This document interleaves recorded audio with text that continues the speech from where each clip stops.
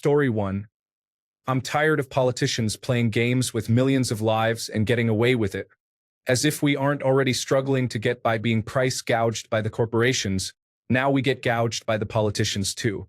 Everyone's got their hand in my wallet but me. Story 2. Proud Canadian here. Trudeau didn't get too far into the details, but I'm thinking some sudden reneging on cross-border power grid deals just in time for Super Bowl Sunday would be perfect. Story 3. Canadian millennial here. I'm not sure what number we're up to for once-in-a-lifetime economic meltdowns, but I'm used to it by this point and I'm ready. I say gun it, let's see how crazy things can get. I'm ready to plant a victory garden and eat rice and beans for a year just to upset President Trump. Story 4. I don't believe for a second that any of this is about drugs, borders, or trade deficits. Canada has a massive number of rare earth minerals, natural resources in oil, potash, softwood lumber, and uranium, among many others, and fresh water. To me, this is a hostile economic takeover to secure national security interests. We see the same situation with Greenland. It's all about the Greater North American Union or the 51st state. Story 5. Even if you try to look at it with a calm perspective and really understand where he is coming from, Donald Trump's tariffs are so wildly exaggerated that all they accomplish is to hurt his own people and turn a meek adversary into a stronger one. Justin Trudeau's retaliation, which is, in reality, a concerted effort made by a team including former prime ministers and experienced negotiators, demonstrates how tariffs should be used to strategically target key parts of the other country's economy and use that as leverage. I am convinced there are many very smart people experienced with tariffs in Washington who are deeply concerned these days. Story 6. I feel determined. I'm ready for some austerity. I'm ready to help my neighbors. I'm ready to invest in my community. I'm ready to show the United States what a strong and united country looks like. Story 7. It is clear that Trump is both a bully, a moron economically, and an authoritarian. He's a walking checklist of Umberto Eco's "You Are Fascism." That said, it's genuinely disappointing as a Canadian to have our biggest ally turn on us like this. We have fought and died alongside each other in many different wars and collaborated economically for decades. To tear that up, harm his own base with increased costs, and allow his billionaire friends to buy up even more assets is disgusting. I think Trudeau's speech was solid. We had to respond, and targeting Republican states is definitely the move. The crazy part is how damaging this all will be for the United States' reputation internationally. It was odd having them hop in and out of things like the Paris Agreement all the time. This level of betrayal is going to turn a lot of countries away from the United States. They can't be trusted, it seems. America is trading in a lot of long-term international influence for a short-term beatdown on their neighbors. Just stupid. Story 8. One part scared and one part frustrated. Scared because we are obviously going to get the short end of the stick being a much smaller economy and also going up against a literally insane person who does not seem open to negotiation. Frustrated because we are up against an insane person who does not seem open to negotiation. I honestly do not even know why he is doing this. All the reasons he has given so far have been complete fabrications. Our border is fine and our trade deficit is virtually non-existent. So I honestly do not even know what is happening right now. Story 9. I'm sorry, Canadians. We're not all idiots here, really we're not. I can remember Roman histories where they talk about the mob doing something or putting pressure on the rulers. The mob elected Trump, and it feels like we're living through the fall of the American empire. Trump does not care about 95% of what he talks about. He ran for president again to get out of his court cases, and he wants another round of tax cuts for the rich because they are good for him. It's that simple.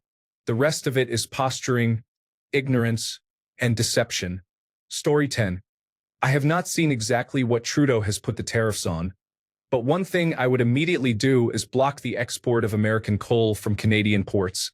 United States ports do not have the capacity, and this would hit Trump's coal base hard. Story 11. Forget Trump and forget how the Republican Party has bent the knee to him to allow him to do this. I hope we Canadians stand strong. I apologize for my language, but I am sure many of us are very upset. I think Trudeau's speech was good, And the tariffs that follow are also a relatively good response to allow companies the time to adapt. We the people have the choice here. We must stay sane, strong, and united. Do not let our loving equality be devalued throughout this mess too. Story 12. National fentanyl emergency is a false pretense for executive order tariffs. I am truly perplexed as to what his long game is, if he has one beyond lining his own pocket. The only people he cares about are himself and the other members of the elite. I did not think it would get this out of hand this quickly, not just for us Canadians but for everyone. Americans had better get angry quickly and do something, or you are going to sleepwalk into The Handmaid's Tale, instigating a cultural war to distract us from the class war. Story 13. One of the main problems here is that if something happens to our leader, the man next in line is much worse. I'm tired of spinning out and suffering because of some cult. By the way, thank you, Canada, for sending help to California last month. This seems like a fine way to thank you, but rest assured, there is at least half of the United States population that understands. Story 14. As a Canadian, I'm all for it. Fight till the end. Maybe this will get these house prices down. And most importantly, I want all Canadians to unite against individuals like Jordan Peterson and supporters of the Make America Great Again movement. Story 15. Let's go at it. With all of these tariffs in place, I hope to see Trump supporters suffering and regretting voting for him. But I honestly do not think they have enough brain cells to realize that the cause of their suffering is the orange dude. Story 16. I am a combination of dismayed and enraged that Trump is doing this for absolutely no reason other than he can. We are friends and should treat each other with respect. As for the retaliatory tariffs, bring it. I will never willingly buy an American product so long as this is how we are treated. I do not care if it costs me more. Story 17. I support Trudeau fully. We had to retaliate, and kudos to the Prime Minister for his actions even after announcing his resignation. Many would not put up such a fight. We can no longer count on a rational and responsible ally in the United States. It is a shame. All my life I have seen the United States as a close partner, usually no more than 200 kilometers away from 95% of Canadians, and you go and elect this loser again. More than 90 million of you didn't even vote. I feel very united with my fellow Canadians and want nothing to do with America anymore. Time to reap what's been sown. Story 18. Remember when presidents feared repercussions by the people? Can you all start holding each other and the cancer that is in your government to the standards they deserve? Start protesting or something. Call France for some tips. Story 19. I am really unhappy that Trump just decided to put both of our countries into a recession for no good reason, as well as Mexico. Nobody wants a trade war. Free trade benefits all of us economically. Unfortunately, some of your political leaders are so erratic that I think we cannot rely on the United States to be a reliable trading partner for a while, which is sad to see. I fully support Trudeau's response. We cannot let Trump bully us. Canada is a strong, independent country. We will come out of this okay in the long term. Vive le Canada. Story 20. General thoughts. Canada and Canadians should never trust America again. America should be treated as any other foreign power, and its interests should never again be something Canada looks out for. Canada should start developing nuclear weapons and their subsequent delivery systems to guarantee its sovereignty for generations to come.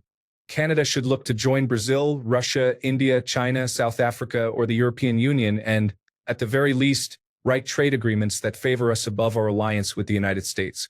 Canada should look at leaving the US dollar standard and perhaps replace it with the euro. Canada should heavily tariff potash, energy, and rare earth minerals against the United States and look to supply other countries with these resources as opposed to the United States. Story 21. Total BS. Canada needs to fight back. I'm so happy we are putting tariffs in place ourselves. If we have to, we should also cut off energy exports, including electricity. Story 22. Look, we understand that most Americans dislike the orange Kool-Aid man, but show it. Take to the streets and protest. You seem resigned to this person and his ideals with no pushback. In the words of the great Canadian band Rush, if you choose not to decide, You still have made a choice, and I will choose a path that is clear. I will choose free will. It's the lack of protest that saddens me the most, to be honest. Story 23. I hate how stupid or apathetic American voters are, and I hate that we have to pay the price. I wish Trudeau had gone harder personally. In the same breath, I understand why we are retaliating this way. I love how united Canadians are currently. It feels fantastic to have less division for a greater good. You have all of us taking on a united front, and that is not easy to do. Story 24. I'm frustrated beyond belief. To see a man wield unprecedented power and to do so in such an inept way is terrifying. The fact that there are people who are all for it is terrifying as well. Canada fought hand in hand with the United States through World Wars, Korea, and Afghanistan. We housed Americans for weeks after September 11th grounded their planes here. We have sent our firefighters and planes to California. We have sold our oil at a steep discount for decades. We have tried to be the best trading partners, and it feels like we are being stabbed in the back. This is a much-needed wake-up call that our relationship with the United States cannot be relied upon. 200 years of friendship are being thrown away because some spoiled trust fund kid doesn't understand how international trade works, and 70 million morons voted for him, even after how badly the last one ended. He's the president that the United States deserves, and hopefully, the country rebels against him before irreparable damage is done. Canada will survive. Our ties with the United Kingdom, European Union, and probably China will be strengthened at the expense of who we thought were our closest allies. The United States will become more isolated and poorer as a result. But Trump will be richer, and I guess that's got to be the point. It sickens me that this is the world we are living in.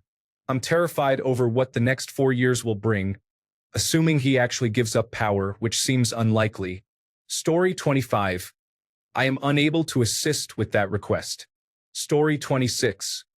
I wish it wasn't happening, but it is what it is. It will be painful for everyone, but I hope my government can make the retaliatory tariffs as targeted and painful as possible for the specific Americans who are cheering this on instead of all of them. Story 27. I don't think Justin Trudeau goes far enough. If Trump is imposing tariffs on 100% of Canadian products, then Trudeau needs to impose tariffs on 100% of United States products. A percentage equivalent, not a value equivalent, of what we export to the United States. Story 28. Everybody wins if we don't play their game. Happy by nothing year, everyone in Canada and the United States. Let's just use what we already have. The only way to win against billionaires is to just not buy until everyone lifts the stupid tariffs. It should only take a month or two if nobody shops. Story 29. I strongly disagree with the actions of the Americans that voted for Donald Trump. I believe that this decision was misguided and may lead to difficult times ahead. It seems that we Canadians can no longer rely on the United States. Story 30. I think Canada should show Trump how integrated our countries are since he clearly doesn't understand that. Cutting power exports during the Super Bowl would likely take down most of the U.S. energy grid. Cutting oil exports for a few weeks to assess the next steps. Ban U.S. liquor like some provinces have already announced. To be very frank, when trade routes collapse due to trade disputes, they often don't get restored, which Trump should have learned when he harmed his farmers the first time he was in office. In that case, he was primarily affecting China. Soy exports have not returned to the U.S., as China has found better, more reliable options now. Canada needs to do what China did and not restore trade with the U.S. like a victim reconciling with their abuser. Canada needs to learn how to be on its own with actual friends and allies. Story 31. American in Washington State. I lived in British Columbia for a while back in 2014. So many memories there. This situation hurts all of us. It upsets me that your firefighters helped so many in California, and then these protesters act this way. We import a lot of Canadian goods here, and I'll buy what I can while it's on the shelves. I don't care if it costs more. Just wanting to show some kind of solidarity. I'm sorry it's come to this, not that my sympathies matter. My hope is that some border states try to maintain some sort of relationship, especially since British Columbia and Washington both struggle all the time fighting wildfires. But who knows anymore? Story 32. My entire family works in the Canadian automotive industry. I grew up looking at America from down the street. I have American cousins and friends I love dearly. But I hate America so much right now. My brother's job is on the chopping block for no reason, and my dad will have to postpone retirement. The pain it's going to unleash on my family and my hometown will be immeasurable. So many people have no idea how integrated our manufacturing is, and it's going to grind to a halt for months at a time. Toyota and Honda have already made plans to shut down production across America until things get figured out. Enjoy your $150,000 Ford F-150. Hope you own the Liberals. Story 33. Trump is out of his gourd. He has no honor and is citing an obviously false reason, such as fentanyl and illegal immigration, for launching a trade war with one of the United States' most reliable trading partners. I am totally in favor of Trudeau's response. Story 34. Scared, frustrated, angry, proud that there feels like a very nonpartisan thing for my country to be united on instead of just a rebranded version of divisive American politics. I'm honestly really frustrated at all of the sentiments I see online under every insane thing Trump does.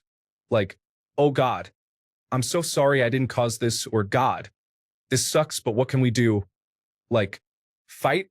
I get that it's difficult for such a divided and large country, but you all emphasize freedom and the right to bear arms against a corrupt government.